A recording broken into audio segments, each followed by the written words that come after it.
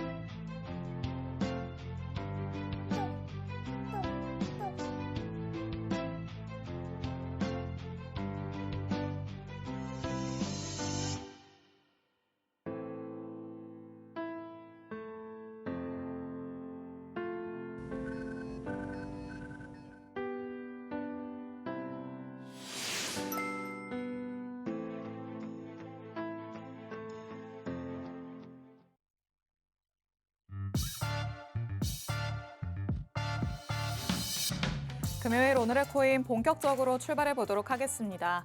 저희 방송 55분까지 진행될 예정인데요. 방송 끝나고 나서도 시장과 관련된 이슈들 계속 업데이트 받고 싶다라는 분들 위해서 하단에 QR코드 마련해 뒀습니다. QR코드 스캔해서 정보방 안으로 입장하시면 저희 방송 끝난 직후부터 전문가님의 전략 24시간 동안 받아가실 수 있습니다. 지금도 실시간으로 시장에 하락이 나오고 있고 요즘에는 또 주말에는 횡보한다라는 법칙도 깨진 만큼 주말 사이에도 전략들 전문가님 통해서 꼭 챙겨가 보시기 바랍니다. 자, 그럼 저와 함께할 전문가님 이제 모셔보도록 하겠습니다. 오늘 이정민 전문가님과 함께합니다. 전문가님 어서 오세요. 네, 반갑습니다. 시청자님들 잠은 잘 주무셨습니까? 저 역시 이제 한 사람의 투자자로서 어젯밤을 그냥 뜬 눈으로 지새웠습니다. 그래도 이 하락이 왜 비트코인만 이렇게 좀 유독적으로 좀 심화가 되는지에 대해서 제가 한번 분석을 통해서 오늘 방송을 좀 준비를 했는데요. 한번 같이 들어보시면서 준비를 대응을 좀 같이 해보시도록 하시죠. 네, 전문가님이 이미 좀 목이 메이시는 것 같습니다. 자, 밤잠을 설치셨다라고 얘기를 하시는데 다크서클이 내려온 것만 봐도 얼마나 잠을 못 주무셨는지 조금 알겠다라는 생각도 드는데요. 그만큼 지금 우리 시장에 참여하고 있는 참여자들은 조금 쉽지만은 않은 상황이 맞습니다. 여기에서 우리가 어떻게 헤쳐나가 봐야 될지 전문가님과 같이 한번 시장 참여자로서 얘기 나눠보도록 하겠습니다. 자, 지금 하락이 계속해서 나오고 있는데 사실 무언가에 엄청난 악재가 있다기보다는 계속해서 그냥 밀리는 듯한 모습이거든요. 왜 이런 모습이 나타날까요? 맞습니다. 이거는 저번 주에 보시면 이제 케빈 워시라고 이제 연준 의장을 지명을 했지 않습니까? 네. 그 이후로 이제 아무래도 이제 통화의 긴축적인 부분에 매파적으로 이제 시장이 많이 다뤄지면서 여기에서부터 이제 금은이 하락이 나오기 시작했는데 이미 이제 금과 은은 많이 올랐지 않습니까? 그래서 이거를 수익 실현을 한다라고 보면 되는데 네. 문제는 이제 레버리지 시장에서 나왔습니다. 레버리지 시장, 선물 시장이죠. 그래서 선물에서 이렇게 하락이 일어난 경우에 당연히 이제 롱 포지션들이 그동안 겹겹이 계속해서 쌓여 있는 상황이었는데 요게 이제 코인 선물이랑 금 선물이랑 조금 다릅니다. 뭐 어떤 부분이 좀 다르냐면 코인 선물 같은 경우에는 즉시 청산이 바로 일어나는 반면에 네. 이제 금 선물 같은 경우에는 마진콜이라는 게 일어납니다. 그러면 이게 어떤 기한까지 어느 정도 증거금을 더 입금을 하세요라고 이렇게 마진콜이 나오게 되는데 그렇게 되면 여기에서 우리가 알 수 있는 대목은 뭐냐면 자, 지금 당시 현금이 필요하지 않습니까? 그쵸. 증거금이 필요하다면 어디에서 만드시겠어요? 은행에서 대출을 받을까요? 대출 같은 경우에도 기한이 아무래도 좀 촉박하겠죠. 그래서 아무래도 유동성 자산 그리고 24시간 동안 시장이 제일 많이 열려 있는 비트코인 쪽에서 아무래도 아하. 이런 매도를 한 다음에 이 증가금을 만들어서 다시 포지션의 증가금으로 이렇게 입금을 하게 되는 이런 구조가 계속 만들어지게 되는데 아무래도 계속해서 지금 하락이 되고 있다 보니까 기존 투자자들도 아무래도 매도세가 좀 엄청 날 거고요. 네. 이렇게 되니까 계속적인 이 악순환이 연쇄적으로 또 청산이 일어나고 여기에서 또 마진콜이 나오게 되고 이렇게 되는 경우라고 저는 지금 해석을 하고 있는 중입니다. 왜냐하면 저번 주 죄송합니다. 저번 주 이제 하락이 금은 같은 경우에서는 일요일 날 엄청나게 나왔단 말이에요. 네. 이제 일요일 날은 미국 증시와 이 원자재가 이제 시장이 열리지 않는 날입니다. 그쵸. 그렇다는 말은 당연히 파생 상품인 이 선물 시장에서 이제 열려 있는 상태에서 이렇게 하락이 시작되었다라고 볼 수가 있을 것 같고요. 자, 그래서 제가 아무리 봐도 지금 누군가의 뭐 발언 그리고 클래리티 법안에서 매파적인 느낌이 아무리 난다고 하더라도 이 정도까지 하락이 나올 수 그쵸. 있을까라는 부분에서는 우리가 조금 다른 시각으로도 시장을 좀 해석해 봐야 된다. 이렇게 보고 있습니다. 뭔가 약간 우리가 끊을 수 없는 악순환의 고리가 조금 계속해서 메비우스 띠처럼 돌아간다. 이렇게 좀 봐야 될 것 같네요. 그러면 오히려 금 시장이 다시 한번 좀 반등이 나오는 많은 사람들이 마진콜을 겪지 않는 그런 흐름이 나타나야 우리 시장도 조금 괜찮아질까요? 맞습니다. 하지만 금은 시장 같은 경우에는 마진콜이 나오고 나서 이렇게 조금 뭐 즉각적으로 반응이 나온다기보다 네. 마진콜이 이제 뭐 없어지는 것처럼 뉴스에서 아예 언급이 안 되는 수준까지 와야지 좀 안정화가 되었다라고 보거든요. 네. 그렇기 때문에 이 하락이 오늘 내일 뭐 이렇게 끝난다라기보다 조금 장기화될 수도 있다라는 점을 우리가 항상 좀 마음에 염두에 두고 시장을 좀 바라봐야 될 것 같습니다. 지금 요거 그래프 한번 PPT 한번 보시면요. 네. 자, 시가총액 차이라고 보시면 됩니다. 왼편에 보시면 금은 이제 비트코인보다 약 15배 정도 이제 시총이 높아요. 이 정도로 이제 시장 자체가 엄청나게 큰 규모고 비트코인이 아무리 성장을 많이 했다라고 하더라도 이게 금과 은 시장에서는 상당히 작을 수밖에 없습니다. 그래서 이 트리거가 발생돼서 연쇄적인 청산이 일어났을 때 아무래도 많은 피해를 볼 수밖에 없는 게 비트코인이 구조라고 보시면 될 것 같습니다. 그래서 25년도에 보시면요.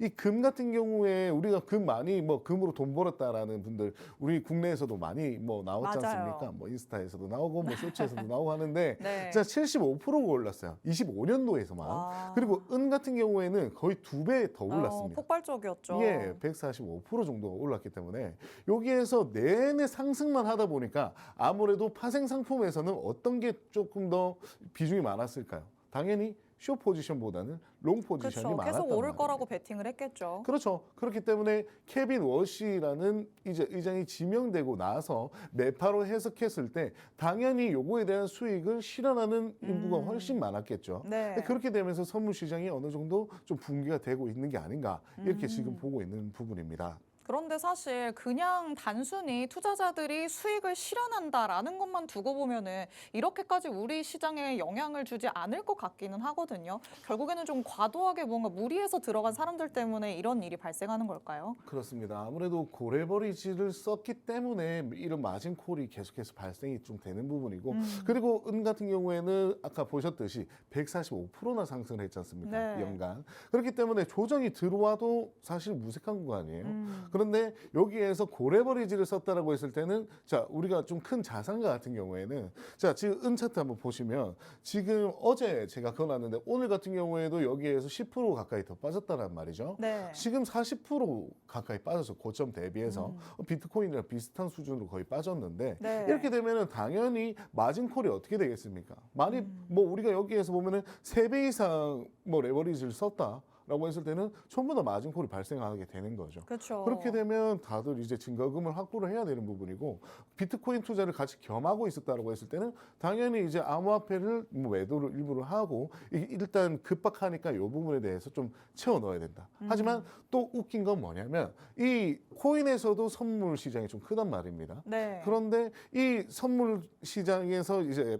비트코인 시장 자체가 이렇게 급락을 하게 되니까 코인 선물에서도 엄청나게 지금 줄청산이 일어나고 있어요. 롱 포지션이 거의 다 죽었다고 했는데도 지금 거의 6만 달러 방송 시작 전에 제가 확인했을 때 6만 달러 정도를 터치를 하고 어느 정도 지금 약반등이 조금 나온 상황인데 네. 이게 기조를 바꿀 수 있을까라고 하기에는 저는 조금 우리가 좀 더 보수적으로 봐야 되지 않을까라는 이런 생각으로 시장을 보고 있습니다. 아니 사실 투자자의 입장에서 그나마 조금 지금 시장에 바래 보는 거는 이런 급락이 나온 다음에는 그래도 약간은 튀어오르는 모습들은 나타나잖아요. 그렇죠. 이런 약간의 데드캣 바운스가 나타날 가능성도 있기는 한 거겠죠.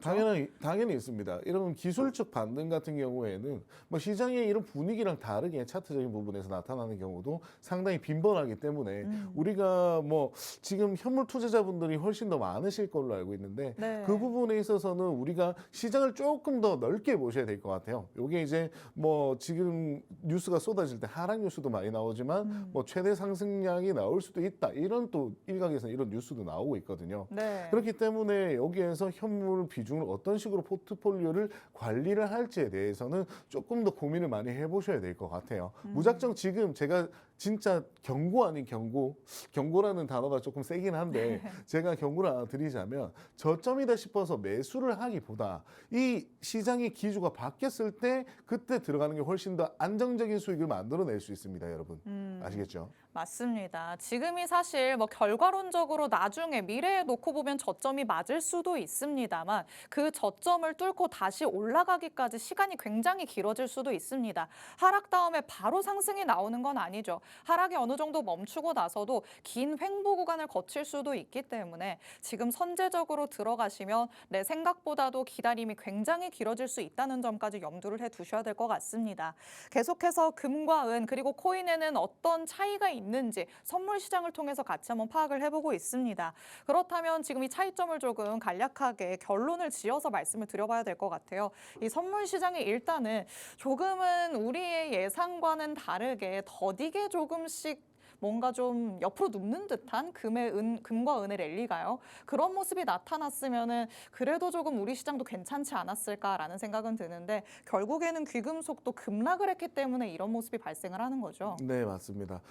금과 은이 그동안의 상승량이 좀 상당히 했었고 이 부분에서 이제 조정이 들어온다라고 했었을 때도 사실 저희가 염두에 좀 줬어야 됐는데 우리가 대부분의 투자자들이 이제 관가하고 있었던 부분이 어디냐면 이제 선물 시장적인 부분이죠. 이 같은 경우에는 좀 잘 모르시는 분들은 왜 이렇게 연쇄적으로 청산이 되고 이 하락이 가속화가 되는지에 대해서는 잘 모르셨기 때문에 제가 맞아요. 오늘은 그 부분에 대해서 조금 한번 짚어봤고요.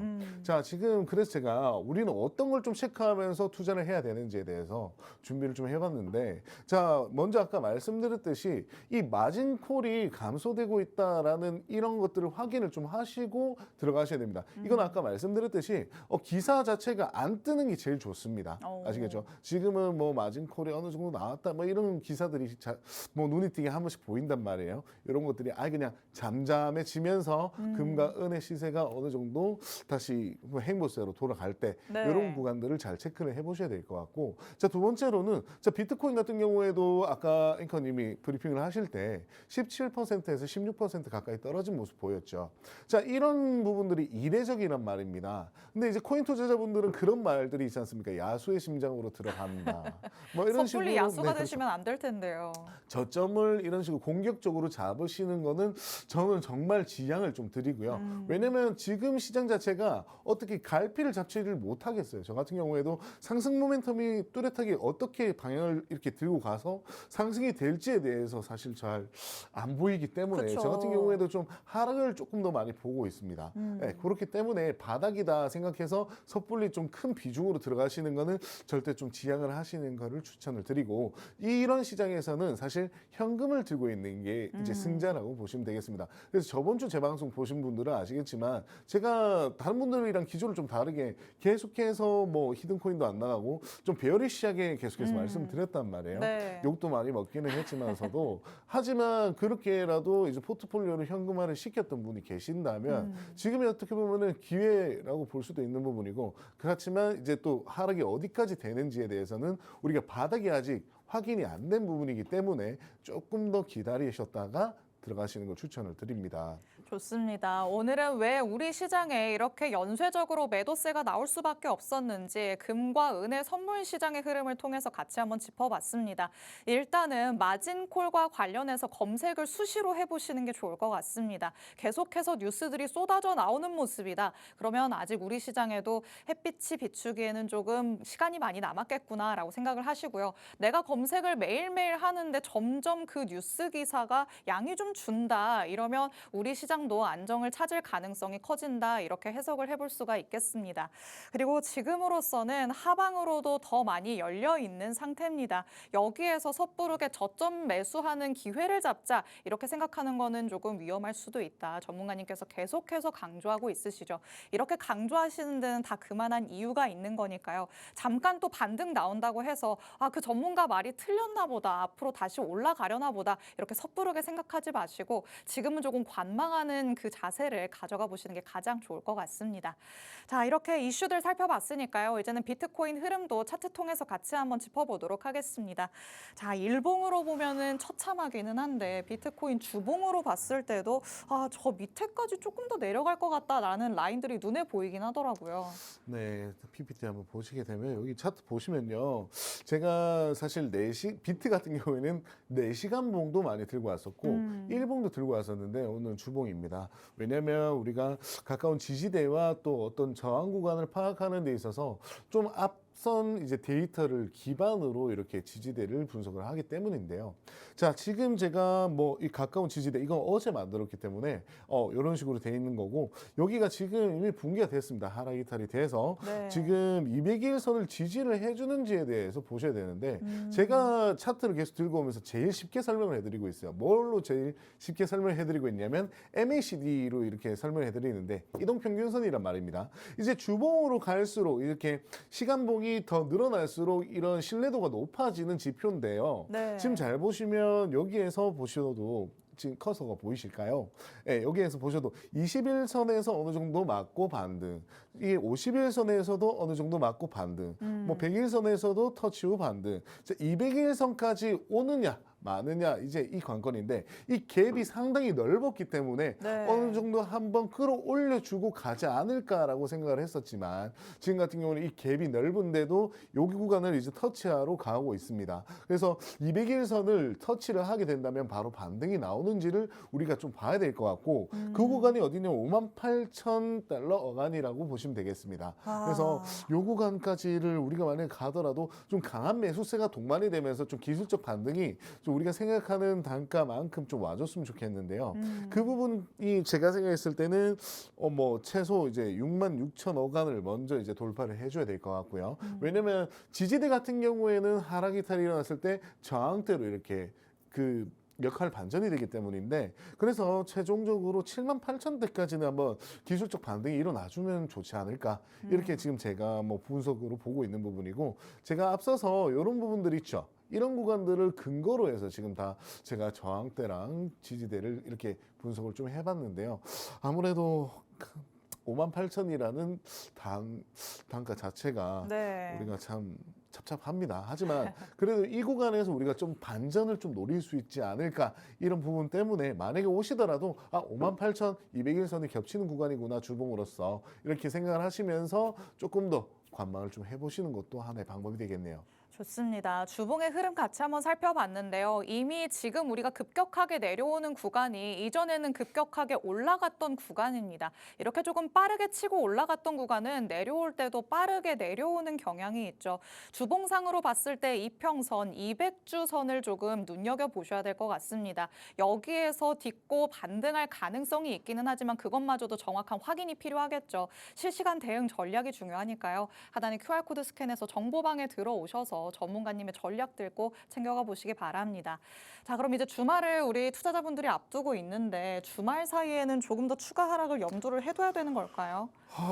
그 금요일 날 이제 5시를 항상 제가 매주마다 언급을 드리고 맞아요. 있는데 옵션 마감이 이번 주 같은 경우에도 좀 규모가 좀 상당히 있습니다. 이제 매수자들이 이제 콜옵션들이 제일 이제 그 타격이 큰 단가 자체가 8만이라고 하는데 사실 지금 단가에서 8만까지 밀어올리는 거는 상당히 좀 에러가 있지 않나 이렇게 생각을 하는 부분이고 네. 제가 봤을 때는 지금은 이 흐름 자체를 우리가 반전으로 생각하시기보다요. 어느 정도 흐름을 조금 따라가시는 게 좋지 않을까 이런 생각을 합니다. 섣부르게 뭔가 다 매도해버리고 코인 안 할래 이런 느낌보다 시장을 참여를 계속 조금씩 하시면서 그 비중을 좀 줄여가는 포트폴리오를 만들어 보시는 게 좋을 것 같고 제가 주말 동안에 포트폴리오를 이렇게 봤는데 해지 포지션을 어느 정도 잡아보시는 것도 괜찮을 것 같습니다. 좋습니다. 실시간 대응 전략들 정보방에서 받아가 보시기 바랍니다. 본 방송에서 제공해드리는 정보는 투자 판단에 대한 조언일 뿐이라는 점도 기억 부탁드립니다. 저희는 다음 주에 다시 찾아뵙도록 하겠습니다. 시청해주신 여러분 고맙습니다.